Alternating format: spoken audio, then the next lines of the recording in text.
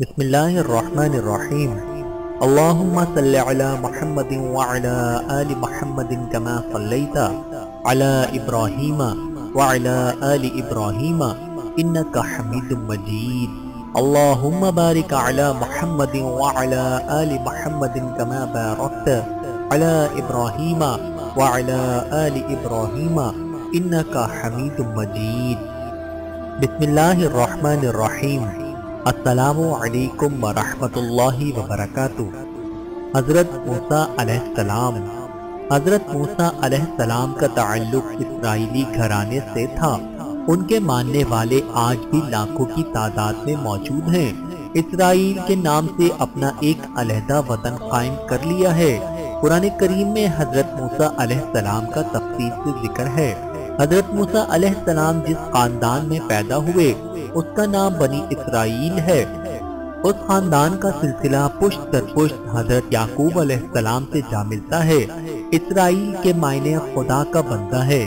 یہی وجہ ہے کہ حضرت یعقوب کی اولاد کو بنی اسرائیل کہا گیا۔ حضرت یعقوب کا وطن کنعان تھا۔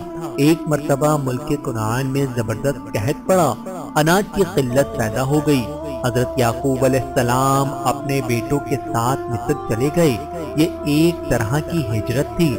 حضرت یعقوب کس طرح اور کس حال میں ہجرت کر گئے، اس واقعے کا ذکر حضرت یوسف علیہ السلام کی تاریخ میں ملتا ہے۔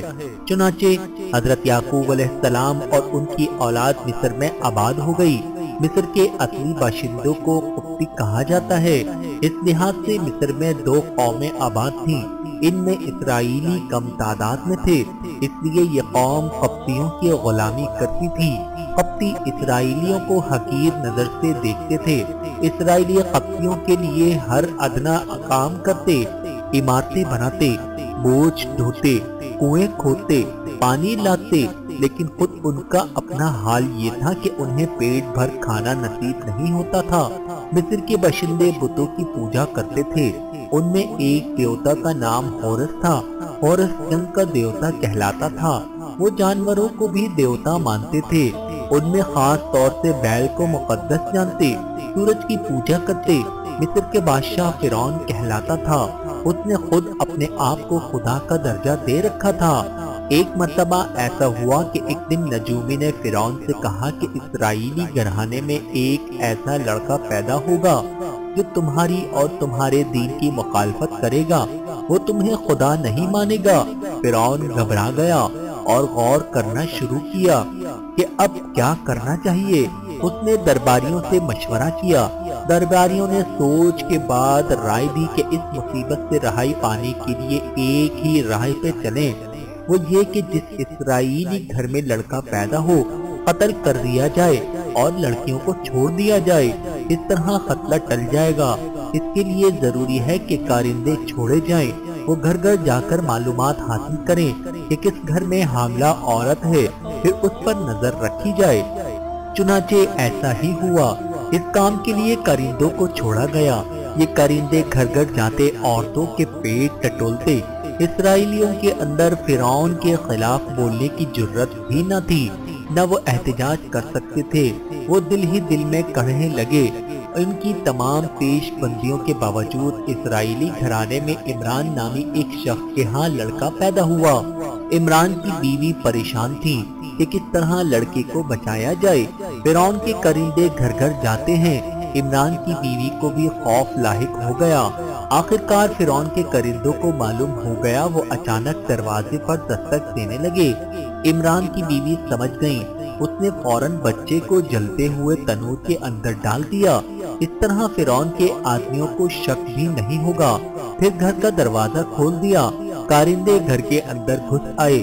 ہر طرف دیکھا، کونے کھدرے میں جھانکا، بچہ کہیں بھی نظر نہیں آیا۔ پھر وہ لوگ واپس چلے گئے۔ عمران کی بیوی کو پختہ یقین تھا کہ بچہ جل کر بھسم ہو چکا ہوگا۔ اس نے دل میں ہاتھ رکھ کر فوراً تنور میں دیکھا تو خوشی کے مارے اچھل پڑی۔ بچہ آگ میں زندہ سلامت تھا۔ فوراً بچے کو آگ سے نکالا۔ بچہ پوری طرح محفوظ تھا، جسم کا کوئی حصہ بھی نہیں چلا تھا۔ اس نے اللہ کا شکر ادا کیا، خطرہ ٹل گیا۔ اللہ نے عمران کی بیوی کے دل میں یہ بات ڈال دی کہ بچے کو دودھ پلا کر اور کپڑے پہنا کر صندوقچے میں بند کر کے دریائے نیل میں بہا دے۔ عمران کی بیوی نے ایک خاص قسم کا صندوقچہ تیار کروایا جس میں پانی داخل ہونے کا کوئی راستہ نہیں تھا۔ بچے کو دودھ پلایا اور کپڑے پہنا کر صندوقچے میں لٹا دیا اور اطمینان کے ساتھ دریائے نیل کی سطح پر ڈال دیا۔ عمران کی ایک بیٹی تھی جس کا نام مریم تھا۔ ماں نے بیٹی سے کہا کہ اس صندوقچے کے ساتھ ساتھ دریا کے کنارے چلو اور یہ دیکھتی رہو کہ صندوقچہ کہاں پہنچتا ہے۔ چنانچہ مریم نے ایسا ہی کیا۔ صندوقچہ پانی کے بہاؤ کے ساتھ ساتھ بہتا رہا۔ اسی دریا سے ایک اور شاخ فرعون کے محل کے احاطے میں نکالی گئی تھی۔ صندوقچہ محل کے احاطے میں داخل ہو گیا۔ عین محل کے سامنے رک گیا۔ وہاں فرعون اپنی بیوی کے ساتھ بیٹھا ہوا تھا۔ صندوقچے پر دونوں کی نگاہیں پڑی۔ مریم سب کچھ دیکھتی رہی۔ جیسے ہی صندوقچہ فرعون کے محل کے پاس رکا، مریم واپس لوٹ گئی۔ اپنی ماں کو سارا ماجرا سنا دیا۔ فرعون نے صندوقچہ نکالا۔ جب کھول کر دیکھا تو ایک خوبصورت بچہ ہاتھ پاؤں پٹک رہا تھا۔ دونوں حیرت میں پڑ گئے اور ایک دوسرے کا منہ تکنے لگے۔ پھر فرعون نے کہا کہ بچہ اسرائیلی معلوم ہوتا ہے، اسے مار دینا چاہیے۔ اس پر فرعون کی بیوی نے مشورہ دیتے ہوئے کہا، ہمارا کوئی بچہ نہیں ہے، کیا ہی اچھا ہو کہ اسے ہی پال پوس کر بڑا کیا جائے۔ جب یہ اپنی عمر کو پہنچے گا تو ہماری تمام عادتیں اور مزاج اپنا لے گا، اسے ہم اپنا بیٹا بنائیں گے۔ فرعون نے بیوی کی باتوں کو غور سے سنا اور مان گیا۔ دونوں نے بچے کو اٹھا لیا اور پرورش کرنے لگے، لیکن بچہ دودھ نہیں پی رہا تھا۔ پرورش کے لیے بہت سی دایا عورتوں کو بلایا گیا، لیکن بچے نے کسی کا دودھ نہیں پیا۔ مریم نے فرعون کی بیوی سے کہا کہ ایک دایا میں لاؤں گی، بچہ یقیناً اس کا دودھ پیے گا، مجھے اجازت دو۔ فرعون کی بیوی مان گئی اور کہا کہ ایسی ہی دائی لے آؤ جو بچے کو دودھ پلا سکے، میں معقول معاوضہ دوں گی۔ مریم فوراً ماں کے پاس گئی اور خوشخبری سنائی اور ماں کو ساتھ لیتی آئی۔ عمران کی بیوی فرعون کے محل میں پہنچ گئی، بچے کو سینے سے لگایا۔ بچے نے خوشی خوشی دودھ پینا شروع کیا۔ کیا فرعون کی بیوی بچے کو دودھ پیتا دیکھ کر خوش ہو گئی۔ عمران کی بیوی کو اپنے محل میں ملازمہ رکھ لیا۔ ماں اور بچہ ایک ساتھ رہنے لگے۔ دن گزرتے گئے۔ حضرت موسیٰ محل کے اندر پرورش پانے لگے۔ جب ان کی عمر 20 سال ہوئی تو فرعون نے شادی کرا دی۔ حضرت موسیٰ علیہ السلام اکثر محل سے نکل کر شہر میں ادھر ادھر گھوما کرتے۔ ان کا یہ روز کا معمول تھا۔ ایک روز ایک راستے سے گزر رہے تھے کہ ایک قبطی اسرائیلی سے الجھ رہا تھا کہ نوبت مار پیٹ تک پہنچ گئی۔ اسرائیلی نے موسیٰ علیہ السلام کو آواز دیتے ہوئے مدد کے لیے پکارا۔ جب موسیٰ علیہ السلام قریب پہنچے تو دیکھا کہ قبطی اسرائیلی کو بے تحاشا مار رہا ہے۔ موسیٰ علیہ السلام نے بیچ بچاؤ کی کوشش کی، لیکن قبطی نہیں مان رہا تھا۔ اس پر موسیٰ علیہ السلام نے قبطی کے ایک گھونسا مارا تو وہ بلبلا اٹھا اور ایک لمحے بعد ہی وہ مر گیا۔ اس کے مرنے پر موسیٰ علیہ السلام پریشان ہو گئے اور اسرائیلی سے کہا کہ وہ فوراً چلا جائے۔ اس واقعے سے موسیٰ علیہ السلام کو ندامت ہوئی، جان سے مارنے کی نیت نہیں تھی۔ پھر آپ نے اللہ تعالیٰ سے گریہ زاری کے ساتھ دعا کی، اے میرے رب، میں نے اپنی جان پر ظلم کیا، مجھ کو بخش دے، بے شک تو بڑا بخشنے والا ہے۔ فرعون نے حکم دیا کہ قاتل کو تلاش کرو۔ کچھ عرصے بعد موسیٰ علیہ السلام ایک راستے سے گزر رہے تھے۔ دیکھا کہ وہی اسرائیلی ایک اور قبطی سے الجھ رہا تھا۔ اس نے پچھلی مرتبہ کی طرح موسیٰ کو پکارا۔ حضرت موسیٰ علیہ السلام نے اسرائیلی کو ڈانٹتے ہوئے کہا کہ تم ہمیشہ لوگوں سے لڑتے رہتے ہو اور مجھے بلاتے ہو۔ اسرائیلی نے چیختے ہوئے کہا، موسیٰ، ہم پر کیوں خفا ہوتے ہو؟ کیا تم مجھے بھی مار ڈالو گے جیسا کہ کچھ دن قبل تم نے ایک قبطی کو مار ڈالا تھا؟ اسرائیلی کی زبان سے نکلی ہوئی یہ بات راہگیروں نے سن لی۔ حضرت موسیٰ علیہ السلام گھبرا گئے کہ بات فرعون کے کانوں تک پہنچ جائے گی اور وہ مجھے سزا دے گا۔ آپ نے اس خیال سے مصر سے نکل جانے کا فیصلہ کیا۔ فرعون کے قہر سے بچنے کا ایک یہی راستہ تھا۔ حضرت موسیٰ علیہ السلام مصر سے روانہ ہوئے اور مدین کی جانب چل پڑے۔ آپ راستہ طے کر رہے تھے۔ راستہ کیا تھا؟ ایک چٹیل میدان تھا جہاں نہ پانی تھا نہ کوئی سایہ دار درخت تھا، صرف خاردار جھاڑیاں تھیں۔ گرمی کی شدت سے برا حال تھا، لیکن آپ راستہ طے کرتے رہے۔ کچھ دور فاصلے پر ایک کنواں نظر آیا، وہاں کچھ لوگ پانی بھرتے نظر آ رہے تھے۔ آپ کنویں کے قریب پہنچے تو دیکھا کہ چرواہے پانی نکال رہے ہیں۔ ایک طرف دو لڑکیاں بھی کھڑی ہیں۔ حضرت موسیٰ علیہ السلام نے لڑکیوں سے کھڑی ہونے کی وجہ دریافت کی تو لڑکیوں نے بتایا کہ یہ چرواہے پانی لینے نہیں دیتے، ہمارے والد ضعیف العمر ہیں، وہ پانی بھرنے کے قابل نہیں، اس لیے ہم یہاں پانی لینے آئے ہیں۔ حضرت موسیٰ علیہ السلام نے وہاں سے چرواہوں کو ہٹایا، کنویں پر سے بھاری پتھر کو ہٹایا۔ کنویں کا ڈول بھی بھاری تھا، اسی ڈول سے پانی نکال کر لڑکیوں کو دیا اور خود بھی پیا۔ لڑکیوں نے اپنے مویشیوں کو پانی پلایا اور پانی لے کر گھر کی طرف چل پڑی۔ حضرت موسیٰ علیہ السلام کے لیے یہ ایک اجنبی تھی، یہاں انہیں کوئی جانتا نہیں تھا، ان کے پاس کھانے کے لیے کچھ بھی نہیں تھا۔ سفر کرنے کے باعث بہت زیادہ تھکے ہوئے تھے۔ پاس ہی ایک درخت کے سائے میں بیٹھ گئے اور دعا کی، اے رب، تو نے جو اچھی چیز اتاری ہے میں اس کا محتاج ہوں۔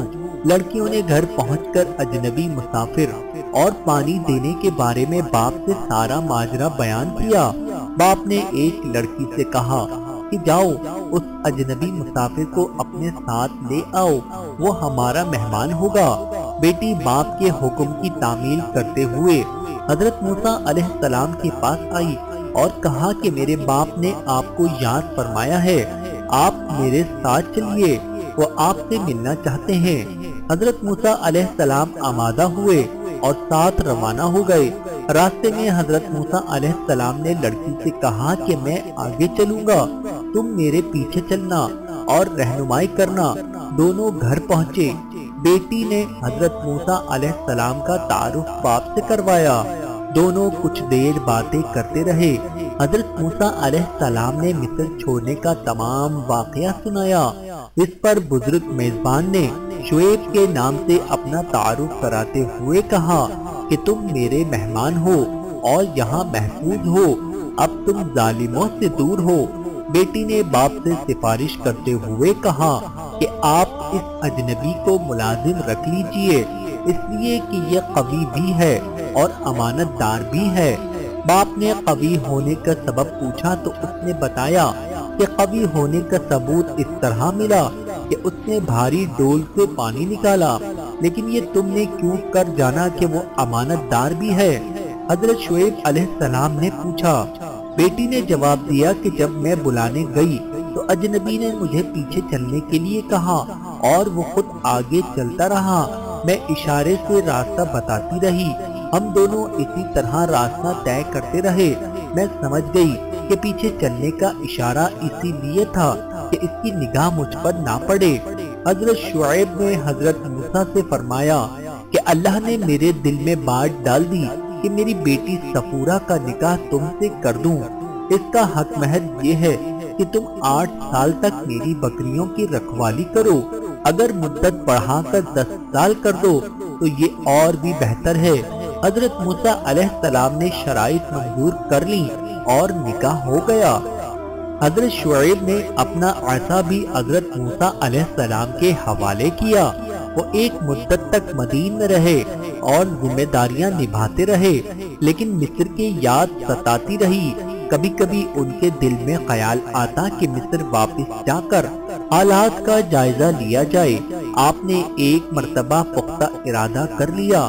حضرت شعیب کو اپنے ارادے سے آگاہ کیا اور اجازت چاہی۔ حضرت شعیب نے جانے کی اجازت دے دی۔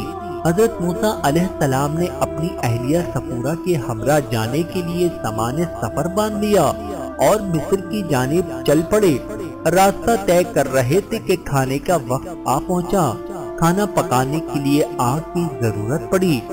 چکماک پتھر کو رگڑنا شروع کیا، لیکن آگ کی چنگاری بھی نہیں نکلی تو مایوس ہو گئے۔ यकबारगी आसमान पर काले बादल छा गए। अचानक तेज तंग आंधी आई। उसके बाद बारिश शुरू हो गई, जिससे मौसम बदल गया, बल्कि मौसम सर्द हो गया। हजरत मूसा अलैहिस्सलाम को सर्दी महसूस हुई। गर्मी पैदा करने के लिए आग की जरूरत पड़ गई। आप चारों तरफ देखने लगे कि शायद कहीं आग नजर आ जाए। आपने देखा कि कुछ दूर फासले पर रोशनी दिखाई देने लगी। आप अपनी बीवी सपूरा से कहने लगे कि यहाँ से कुछ दूर मुझे रोशनी नजर आ रही है, मैं जा रहा हूँ। हो सकता है कि वहाँ आग जल रही हो, मैं आग लेने जा रहा हूँ। आप उस रोशनी के मुकाम की तरफ रवाना हुए। कुछ देर बाद वहाँ पहुँच गए। करीब जाकर देखा कि एक पहाड़ है और नजदीक एक दरख्त है। उसके पीछे से रोशनी आ रही है। आपने गौर से देखना शुरू किया। उस मुकाम से एक आवाज उभरी। आवाज में जाहो जलाल की कैफियत थी। ऐ मूसा, मैं तमाम जहानों का रब हूँ, तू पाक जगह पर है। इस मकाम का नाम तुवा है। तू अपनी जूतियाँ उतार, फिर इस बुलंदी पर चढ़ जा। ये तूर का पहाड़ है। इस पुरअसरार आवाज से आप शशोबंश में पड़ गए। कुछ खौफ का एहसास हुआ। हुक्म के मुताबिक आप बुलंदी पर चढ़ गए।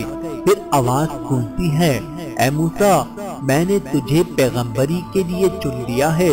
मैं रब हूँ, मेरी इबादत करो, नमाज कायम कर। फिर आप अल्लाह से कलाम करते हैं। इसीलिए हजरत मूसा अलैहिस्सलाम को कलीमुल्लाह भी कहा जाता है।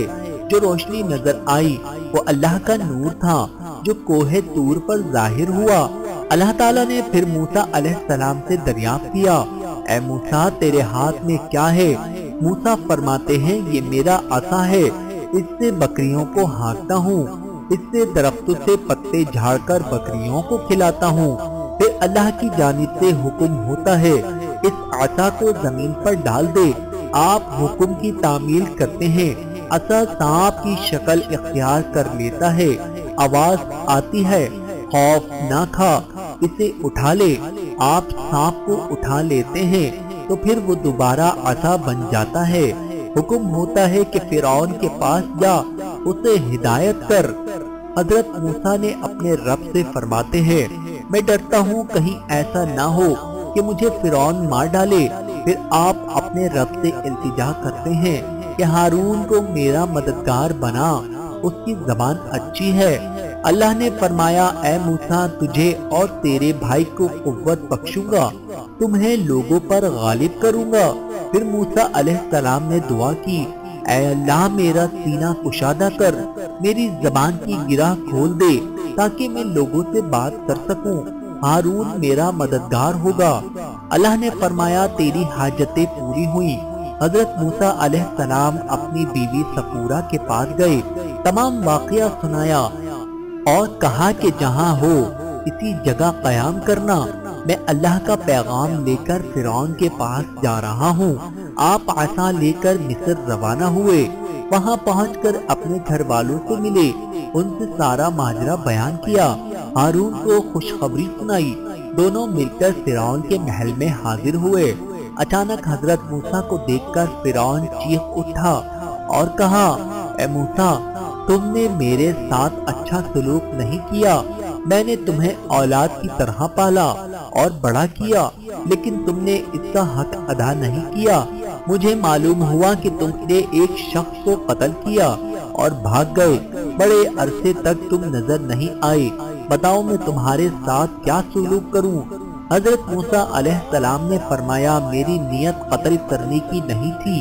जो कुछ हुआ वो इत्तेफाक था, इसलिए मैंने अपने रब से माफी तलब की। मैं तो सिर्फ खौफ से भागता था।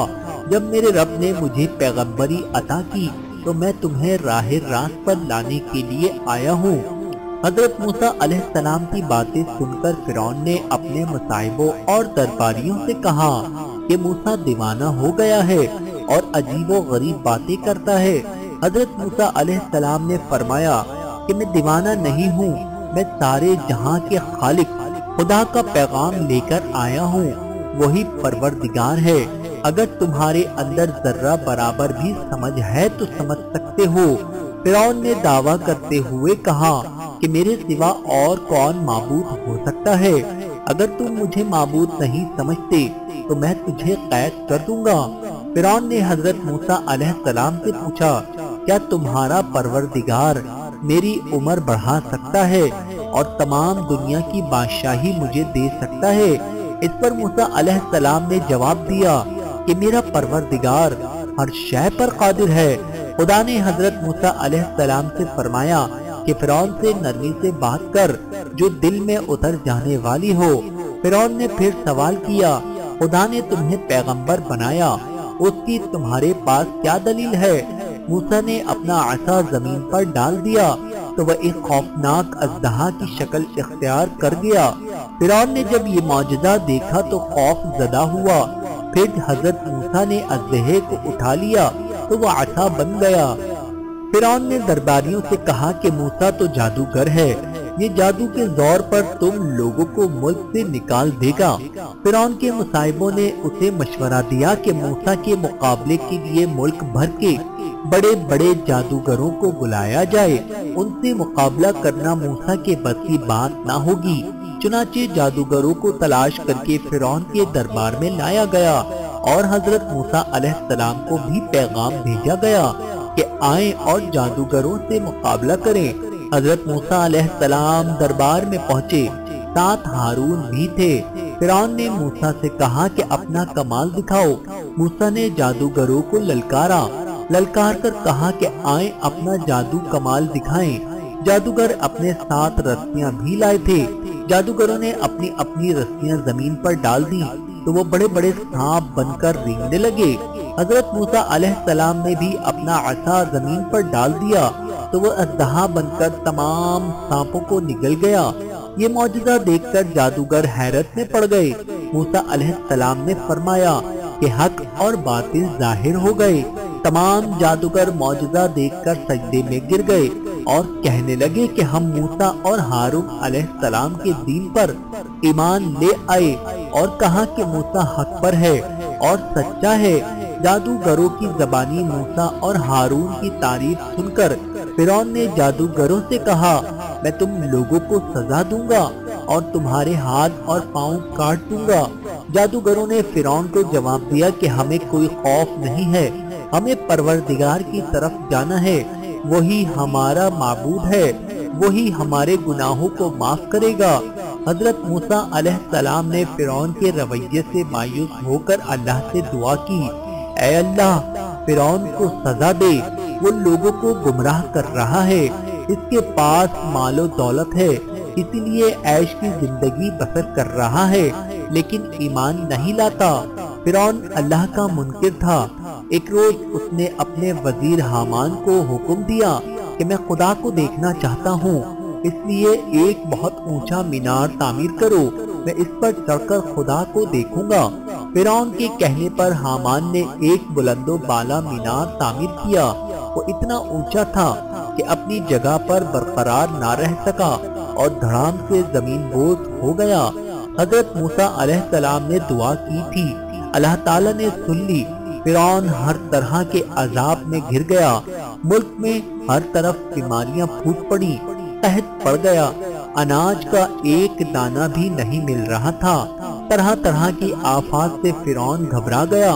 اس کی قوم نے وبیلا مچایا اور فریاد کی، یہ کیا ہو گیا، ہم تو ہر طرح کے عذاب میں مبتلا ہو گئے۔ فرعون نے اپنی قوم سے کہا کہ موسیٰ سے کہو کہ یہ عذاب ٹال دے۔ فرعون کے مشورے پر لوگ حضرت موسیٰ علیہ السلام کے پاس آئے اور کہنے لگے کہ ہم سب عذاب میں مبتلا ہو گئے ہیں، ہمارے پاس اناج نہیں ہے، ہم فاقے کر رہے ہیں، بیماریوں سے بھی تنگ آ چکے ہیں، ہمارے اندر اب اتنی سخت نہیں کہ ہم برداشت کر سکیں۔ ان کی حالت دیکھ کر حضرت موسیٰ علیہ السلام کو رحم آ گیا۔ آپ نے اللہ سے دعا کی تو عذاب ٹل گیا۔ کچھ عرصے تک اطمینان سے رہے، پھر دوبارہ گناہ میں مبتلا ہو گئے اور عذاب کو بھول گئے۔ اللہ نے پھر ان پر عذاب نازل کیا تو حضرت موسیٰ علیہ السلام کے پاس آئے اور گناہوں کا اعتراف کیا اور اپنی گمراہ کن حرکتوں پر نادم ہوئے اور کہا کہ ہم موسیٰ اور ہارون کے رب پر ایمان لے آئے۔ حضرت موسیٰ علیہ السلام نے پھر اپنی قوم کو نجات کے لیے دعا کی تو عذاب ٹل گیا، تو اس پر کہنے لگے کہ مصیبتیں تو آتی جاتی رہتی ہیں، یہ کوئی تعجب کی بات نہیں۔ پھر اللہ کا قہر نازل ہوا، ٹڈی دل آسمان پر چھا گئے، کھڑی فصل تباہ ہو گئی، ملک میں قحط پیدا ہو گیا، جسم میں جوئیں پیدا ہوئی، جگہ بجگہ مینڈک نظر آنے لگے، یہاں تک کہ جینا دوبھر ہو گیا۔ اللہ نے حضرت موسیٰ علیہ السلام پر وحی بھیجی کہ اس سرزمین کو چھوڑ دو اور اپنی قوم بنی اسرائیل کو ساتھ لے کر نکل پڑو۔ اللہ کے حکم کے مطابق حضرت موسیٰ علیہ السلام اپنی قوم کے ساتھ نکلنے کی تیاریاں کرنے لگے۔ اسی دوران مصر میں وبا پھوٹ پڑی، قبطی بڑی تعداد میں مرنے لگے، ہر گھر سے لاش نکلتی تھی۔ اس دوران بنی اسرائیل مصر سے جانے لگے، ان کے ملک سے نکلنے پر کسی نے توجہ نہیں دی، اس لیے کہ ہر طرف نفسانی کا عالم تھا۔ حضرت موسیٰ علیہ السلام اور حضرت ہارون کی رہنمائی میں بنی اسرائیل روانہ کر دیے اور خود پیچھے رہ گئے۔ بنی اسرائیل کا قافلہ دریائے قلزم کے کنارے پہنچ گیا۔ فرعون کے کارندوں نے دیکھا کہ شہر میں کوئی اسرائیلی نظر نہیں آ رہا، تو فرعون کو اطلاع دی۔ فرعون اپنے لشکر کے ہمراہ اسرائیلیوں کے تعاقب میں روانہ ہوا۔ فرعون کا بھاری لشکر دیکھ کر موسیٰ کی قوم گھبرا گئی۔ موسیٰ کی قوم نے کہا کہ ہم مصر سے نہ نکلتے تو اچھا تھا، اب تو ہم گھر گئے۔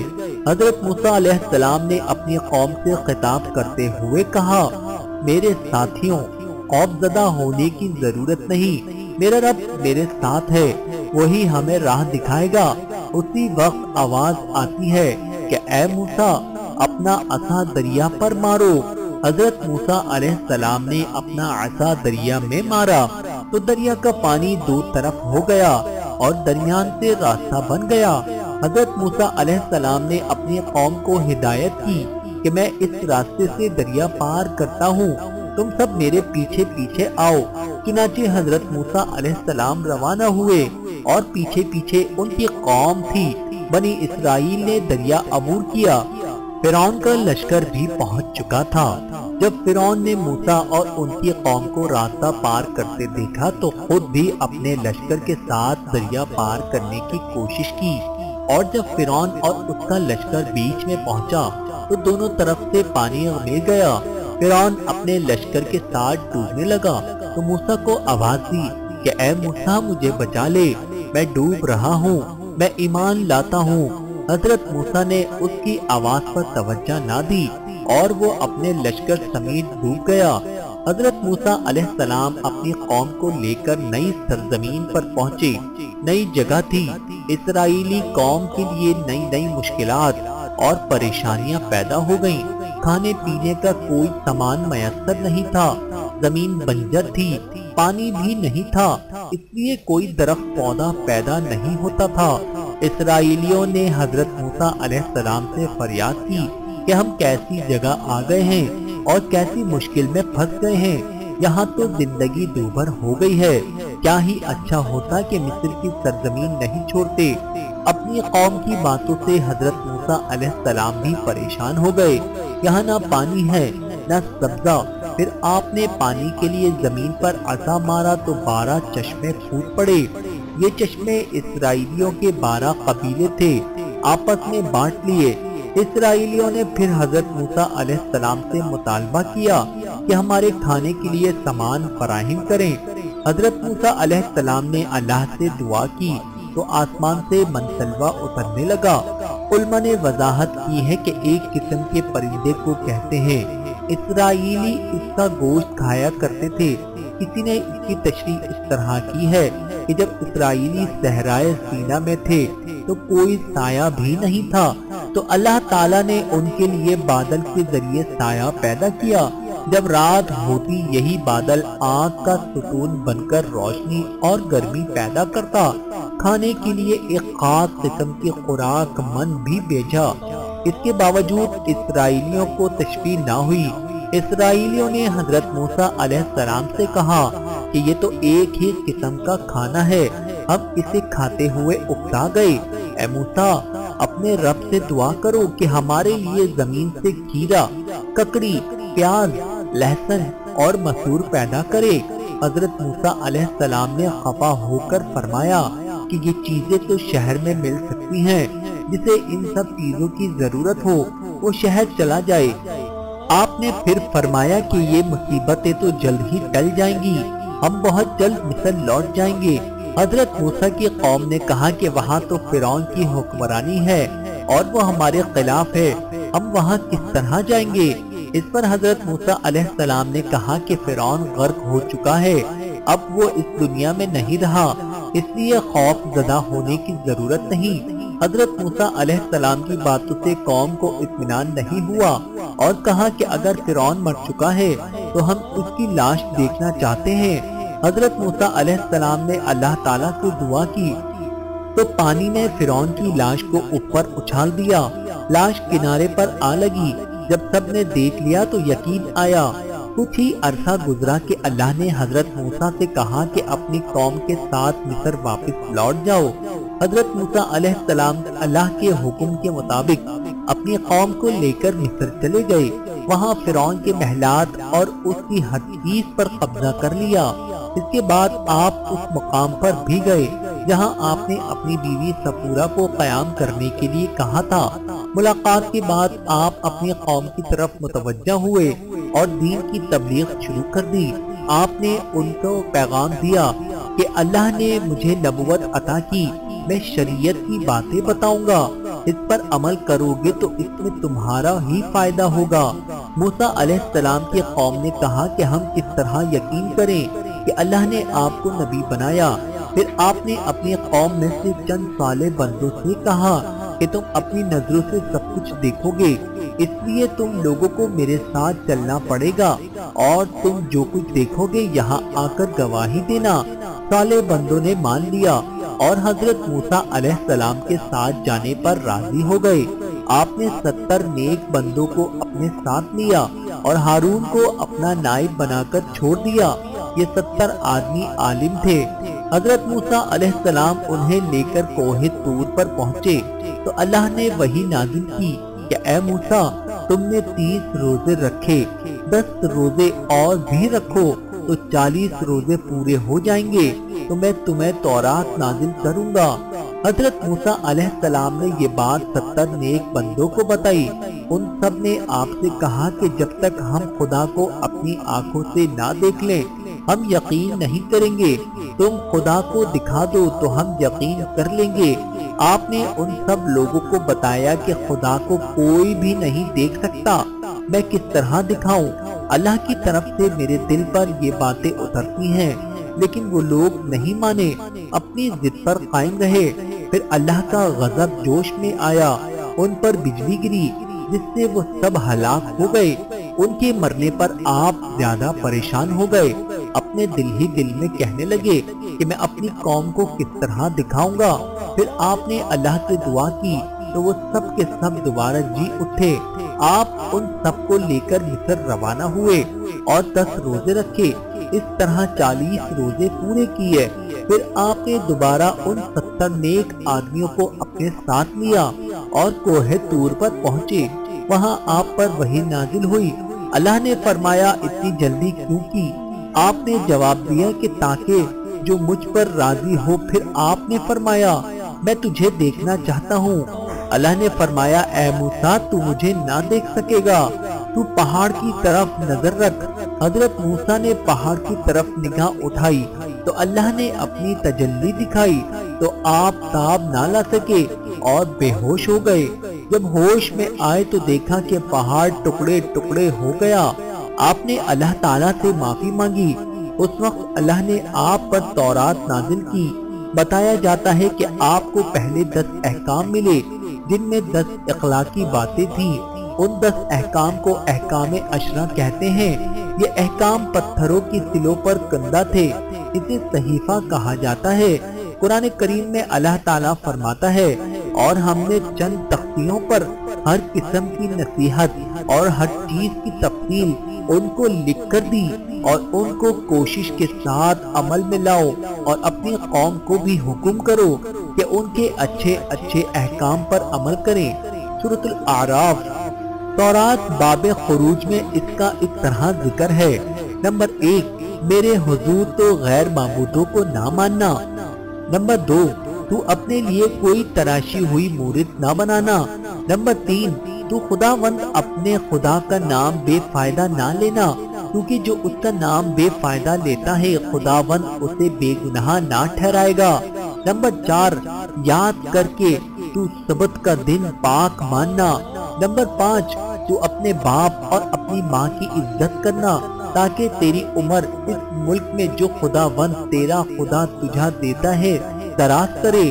نمبر 6، تو خون نہ کرنا۔ نمبر 7، برے اور شرمناک کام نہ کرنا۔ نمبر 8، تو چوری نہ کرنا۔ نمبر 9، تو اپنے پڑوسی کے خلاف جھوٹی گواہی نہ دینا۔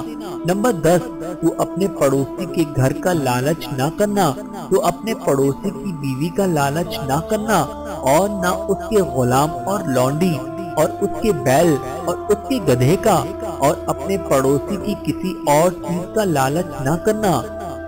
اس کے بعد حضرت موسیٰ علیہ السلام ان 70 آدمیوں کو ساتھ لے کر اپنی قوم کی طرف لوٹے تو دیکھا کہ لوگ گمراہ ہو چکے ہیں اور بچڑے کی پوجا کر رہے ہیں۔ حضرت موسیٰ علیہ السلام نے حضرت ہارون علیہ السلام سے پوچھ گچھ کی تو ہارون علیہ السلام نے سارا ماجرا بیان کرتے ہوئے کہا، سامری نے سب کو گمراہ کرنا شروع کیا۔ اس نے لوگوں کو بتایا کہ موسیٰ علیہ السلام اور ان کے ساتھ جو لوگ گئے ہیں وہ سب کے سب مر چکے ہیں۔ موسیٰ علیہ السلام کی جگہ پر میں کام کروں گا تو لوگ خدا کو دیکھنا چاہو گے؟ تو ان لوگوں نے کہا، ہاں دکھا دو۔ اس نے لوگوں سے سونا اور چاندی مانگ مانگ کر جمع کیا، اس سے ایک بچڑا تیار کیا، اس میں جادو کے ذریعے ایسی صفت رکھ دی جیسے وہ بول رہا ہو۔ بچڑے کو ایک کھلی جگہ پر رکھ دیا، اس کے ارد گرد لوگ جمع ہو گئے۔ سامری نے لوگوں سے کہا کہ یہ بچڑے سے جو کچھ پوچھوں گا یہ جواب دے گا۔ سامری نے بچڑے سے پوچھا، تو کون ہے؟ بچڑے نے جواب دیا، میں تمہارا رب ہوں۔ موسیٰ علیہ السلام اور ان کے ساتھی زندہ نہیں ہیں، تم مجھے رب مانو اور سامری کی باتوں پر عمل کرو۔ حضرت موسیٰ علیہ السلام نے ہارون کی زبانی تمام باتیں سنی تو قوم سے کہا کہ اس رب کا حکم مانو جس نے ساری کائنات کو پیدا کیا۔ اللہ نے مجھ پر کتاب تورات نازل کی ہے، یہی شریعت ہے، اس پر عمل کرو۔ پھر آپ نے سامری کے بنائے ہوئے بچڑے کو توڑ ڈالا اور کہا کہ یہ بت پرستی ہے، بتوں کی پوجا نہ کرو، نیک عمل کرو، برائی سے بچو۔ قوم نے حضرت موسیٰ علیہ السلام کی باتوں کو نہیں مانا تو اللہ نے ان لوگوں پر عجیب و غریب عذاب نازل کیا۔ وہ عذاب اس طرح تھا جیسے کہ ان کے سروں پر پہاڑ لٹک رہا ہو اور ابھی گرنے والا ہو۔ لوگ سروں پر لٹکے ہوئے پہاڑ کو دیکھ کر خوف زدہ ہوئے اور سجدے میں گر پڑے تو ان پر سے عذاب ٹل گیا۔ ایک مرتبہ اللہ نے موسیٰ علیہ السلام سے وعدہ کیا تھا کہ مملک شام کی سرزمین کا وارث بناؤں گا جہاں تم سب اطمینان سے زندگی بسر کر سکو گے، لیکن شرط یہ ہے کہ اس سرزمین کو حاصل کرنے کے لیے جہاد کرنا پڑے گا۔ حضرت موسیٰ علیہ السلام نے یہ خوشخبری اپنی قوم کو سنائی۔ اس سے خوش آئند بات کیا ہو سکتی ہے؟ اسرائیلی اس بات سے خوش تو تھے، وہ چاہتے تھے کہ ہمیں یہ سرزمین آسانی سے مل جائے، جہاد کرنا نہ پڑے۔ جہاد کرنے کے لیے دل سے تیار نہ تھے۔ موسیٰ کے سمجھانے پر بعد میں آمادہ ہو گئے۔ حضرت موسیٰ پہلے تو اپنی قوم کو لے کر کنعان پہنچے، وہاں جا کر کچھ اطمینان کا سانس لیا، وہاں جہاد کے لیے اپنی قوم کو تربیت دینے لگے، نظم و ضبط پیدا کرنے کے لیے کچھ طریقے وضع کیے۔ بنی اسرائیل 12 قبیلوں سے بنے ہوئے تھے، ہر قبیلے کے لیے ایک سردار مقرر کر دیا تاکہ ہر قبیلہ اپنے اپنے سردار کے ماتحت رہے اور سردار کے حکم پر چلے۔ ان تمام انتظامی امور کی تکمیل کے بعد جہاد میں جانے کی تیاری شروع کی اور شام کی طرف کوچ کرنے کا حکم دیا۔ اسرائیلی جہاد میں جانے کے لیے آمادہ ہونے لڑنے کے نام سے خوف زدہ تھے اور کہا کہ شام کے باشندے طاقتور ہیں اور جسمانی لحاظ سے بھی وہ ہم سے موٹے تازے ہیں، ان زور آوروں سے ہم نہیں لڑ سکتے، ہمارے اندر کوئی حوصلہ نہیں ہے۔ حضرت موسیٰ علیہ السلام نے فرمایا ان کے ڈیل ڈول سے خوف زدہ ہونے کی ضرورت نہیں ہے، اللہ تعالی ہمیں فتح نصیب کرے گا۔ حضرت موسیٰ کے سمجھانے پر بھی ان کی سمجھ میں نہ آیا، اپنی ضد پر اڑے رہے اور کہا کہ اے موسیٰ لڑو اور تمہارا رب لڑے، ہم نہیں لڑیں گے۔ موسیٰ اپنی قوم کے اس بزدلانہ رویے سے بالکل مایوس ہو گئے۔ پھر آپ نے مایوسی کے عالم میں دعا کی، اے اللہ مجھے اور میرے بھائی ہارون کو ان سے علیحدہ کر دے۔ اللہ نے موسیٰ کی دعا سن لی اور فرمایا کہ یہ لوگ 40 برس تک اسی بیابان میں بھٹکتے ہی رہیں گے، انہیں یہاں سے نکلنے کا راستہ نہیں ملے گا۔ چنانچہ حضرت موسیٰ علیہ السلام اور حضرت ہارون علیہ السلام اپنی قوم سے علیحدہ ہو کر شام کی طرف روانہ ہو گئے۔ حضرت موسیٰ اور ہارون علیہ السلام کے چلے جانے کے بعد ان کی رہنمائی کرنے والا کوئی نہیں تھا، ہر طرح کی مصیبت نے انہیں گھیر رکھا تھا۔ مصائب سے وہ بالکل گھبرا گئے۔ اب ان کے سامنے ایک ہی راستہ تھا، وہ کہ مصر واپس چلے جائیں، لیکن راستہ ان کی سمجھ میں نہیں آ رہا تھا۔ وہ مصر جانے کے لیے کچھ فاصلہ طے کرتے، دوران سفر اسی جگہ گھوم کر چلے آتے جہاں سے سفر شروع کرتے۔ ان کے سامنے یہ عجیب و غریب معاملہ تھا، بھوک و پیاس نے اور بھی نڈھال کر دیا تھا، نہ کھانا تھا نہ پانی۔ جب موسیٰ اور ہارون علیہ السلام ملک کے شام سے لوٹے تو ان کو تباہ حال پایا۔ قوم نے ان سے فریاد کی کہ یہ کیسی مصیبت ہے کہ ہمیں گھیر رکھا ہے۔ حضرت موسیٰ علیہ السلام بولے یہ تو تمہاری ہی بدعمالیوں کا نتیجہ ہے، تم بزدل ہو چکے ہو، تم نے جہاد میں جانے سے انکار کر دیا تھا، یہی وجہ ہے کہ تم سب اللہ کے غضب میں آ گئے، تم یہاں 40 سال سے بھٹک رہے ہو۔ موسیٰ علیہ السلام نے اللہ سے فریاد کی تو ان کی مصیبت ٹل گئی، انہیں راستہ ملا۔ پھر مختلف قبیلے مختلف مقامات کی طرف چل پڑے، کچھ قبیلے بیت المقدس میں آباد ہو گئے۔ مصر میں ایک شخص تھا جس کا نام قارون تھا، لیکن تھا بہت بخیل اور کنجوس، اس کے پاس دولت کی کوئی کمی نہیں تھی۔ روایت ہے کہ اس کے خزانے کی کنجیاں اتنی تھی کہ اگر ان کنجیوں کو کہیں لے جایا جائے تو اونٹوں کے ایک قافلے کی ضرورت تھی، چابیاں بھی اتنی تھی کہ ان کے بوجھ سے اونٹ بیٹھ جاتے تھے، لیکن وہ اپنا خزانہ غریبوں اور محتاجوں پر خرچ نہیں کرتا تھا، نہ بھوکوں کو کھانا کھلاتا، نہ کسی کو تن ڈھانکنے کے لیے کپڑے پہناتا۔ حضرت موسیٰ علیہ السلام قارون کو ہدایت کرتے کہ اللہ نے تمہیں بہت دولت دی ہے، آخر یہ دولت کس کام کی؟ یہ دولت تو دنیا میں رہ جانے والی ہے، اللہ کے نام پر غریبوں اور محتاجوں کو دو۔ قارون جواب دیتا کہ یہ دولت تو میں نے اپنی عقل سے پیدا کی ہے، یہ میری مرضی ہے کہ میں کسی کو دوں یا نہ دوں۔ حضرت موسیٰ علیہ السلام کہتے کہ اپنے مال میں سے زکوٰۃ نکالو، اس میں غریبوں کا بھلا ہوگا، تمہیں دعائیں دیں گے، خدا تم سے راضی ہوگا۔ قارون کہتا کہ اگر میں اپنا مال میں سے زکوٰۃ نکال دوں تو خدا مجھے اس کے بدلے میں کیا دے گا؟ موسیٰ علیہ السلام نے فرمایا کہ تیری آخرت سنور جائے گی۔ وہ موسیٰ پر الزام لگا دیا کرتا تھا کہ موسیٰ میری دولت چھیننا چاہتا ہے۔ صرف یہی نہیں بلکہ حضرت موسیٰ علیہ السلام کی پاک بازی پر بھی دھبا لگاتا اور بہتان باندھتا تھا۔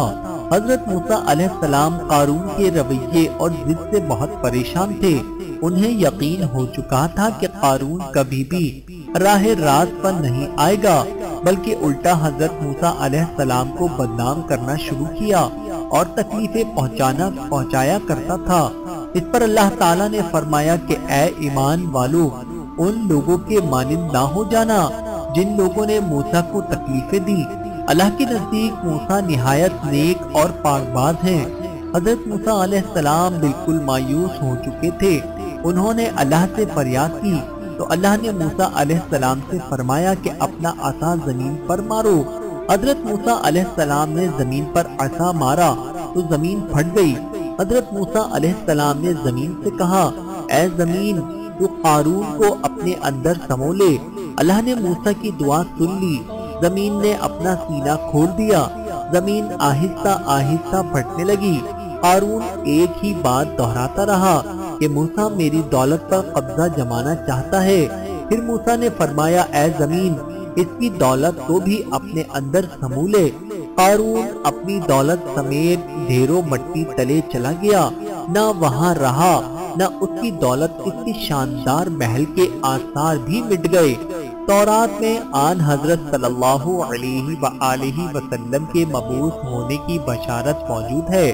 تورات میں لکھا ہوا ہے خداوند تیرا خدا تیرے درمیان تیرے ہی بھائیوں میں میرے مانند ایک نبی برپا کرے گا، تم اس کی طرف کان دھرو، میں ان کے لیے ان کے بھائیوں میں سے تجھ سا ایک نبی برپا کروں گا اور اپنا کلام اس کے منہ میں ڈالوں گا، اور جو کچھ میں اس سے کہوں گا وہ سب ان سے کہے گا۔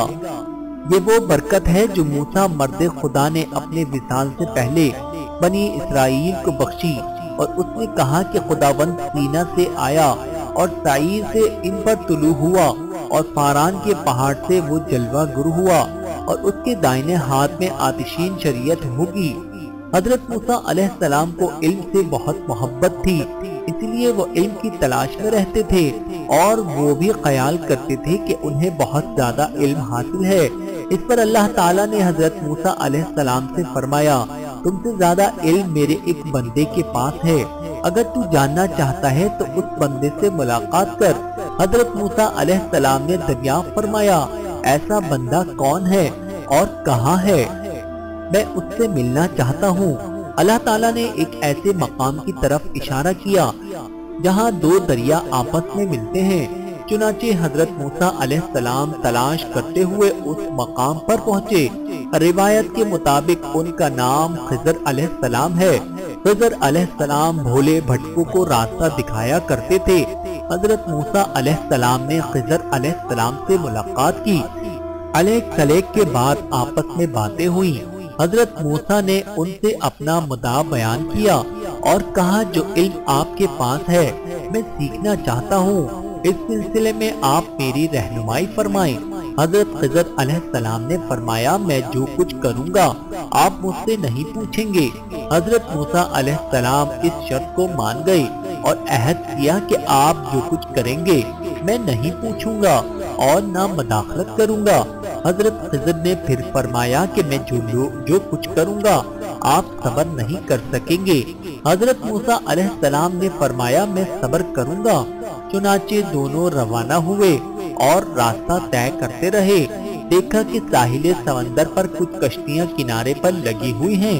حضرت خضر علیہ السلام نے ان کشتیوں کو توڑ ڈالا۔ حضرت موسیٰ علیہ السلام یہ حرکت برداشت نہ کرتے رہے، آخر پوچھ ہی لیا آپ نے ان غریبوں کی کشتیاں کیوں توڑ دی؟ یہ تو سراسر نقصان پہنچانے والا کام ہے۔ حضرت خضر علیہ السلام نے یاد دلایا کہ کیا میں نے پہلے ہی آپ سے نہیں کہا تھا کہ آپ صبر نہیں کریں گے؟ حضرت موسیٰ علیہ السلام نے جواب دیا مجھ سے غلطی ہو گئی۔ پھر دونوں آگے چلے تو حضرت خضر علیہ السلام نے راستے میں ایک لڑکے کو جان سے مار ڈالا۔ اس پر حضرت موسیٰ علیہ السلام اور بھی زیادہ پریشان ہو گئے اور اعتراض کیا۔ حضرت خضر علیہ السلام نے فرمایا کہ آپ صبر سے کام نہیں لیں گے۔ پھر دونوں چلتے چلتے ایک گاؤں میں پہنچے۔ یہ جگہ بہت سنسان تھی۔ کچھ لوگ نظر آئے تو حضرت خضر علیہ السلام نے ان سے کھانا طلب کیا تو ان لوگوں نے انکار کیا۔ وہاں پر ایک جگہ دیکھا کہ ایک دیوار ہے، وہ سیدھا اور کمزور ہے، کسی بھی وقت گر سکتی ہے۔ آپ نے اس دیوار کی مرمت کی اور اسے مستحکم کر دیا۔ اس پر حضرت موسیٰ علیہ السلام نے حضرت خضر علیہ السلام سے کہا کہ آپ نے یہ دیوار مرمت کی، ہم بھوکے پیاسے ہیں، اس کام کے لیے آپ مزدوری طلب کر سکتے تھے۔ حضرت خضر علیہ السلام نے جواب دیا جو کام خدا کے حکم سے کیا جائے اس کی مزدوری نہیں لی جاتی۔ پھر آپ نے موسیٰ سے فرمایا اے موسیٰ آپ اپنے وعدے پر قائم نہیں رہے اور بار بار پوچھتے رہے، اب ہم دونوں ایک دوسرے سے جدا ہو رہے ہیں۔ جانے سے پہلے میں چاہتا ہوں کہ وہ سب کچھ بتا دوں جو میں نے کیا ہے۔ اے موسیٰ میں نے کشتیوں کو اس لیے توڑا کہ وہ کشتیاں غریب ملاحوں کی تھی جن سے وہ روزی کماتے تھے۔ یہاں کا بادشاہ ان کشتیوں کو ان سے چھیننا چاہتا ہے۔ جب ملاحوں کے پاس کشتیاں نہیں رہیں گی تو وہ روزی نہیں کما سکیں گے، اس لیے میں نے کشتیاں توڑ دی۔ بادشاہ ٹوٹی ہوئی کشتیوں کو نہیں لے گا، یہ کشتیاں تھوڑی بہت مرمت کے بعد ٹھیک ہو جائیں گی۔ میں نے لڑکے کو اس لیے مار ڈالا کہ اس کے ماں باپ نہایت نیک اور عبادت گزار ہیں۔